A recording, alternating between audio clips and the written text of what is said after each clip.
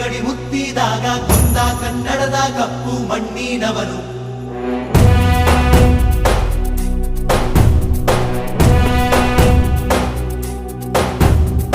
ವಜ್ರ ಬಲ್ಲಾಳರಾಯ ಸೋಗೆ ಬಲ್ಲಾಳರಾಯ ಗದ್ದಿಗಲೆ ಬಿತ್ತಿ ಹೋದ ವಂಶಾದವನು.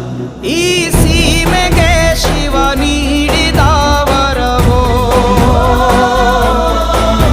ಈ ಊರಿಗೆ ಇವಾಲದ ಮರವೋ, ಮೂರು ಸುತ್ತಿನ ಕ್ವಾಟೆ ಗಸ್ತಿಗೆ ನಿಂತ ಗರಡಿ ಮನೆ ನಾಯಕ. 6,000 ದಂಡು ಬಂದರು ಬಿಡನು ಕಾವಲಿನ ಕಾಯಕ.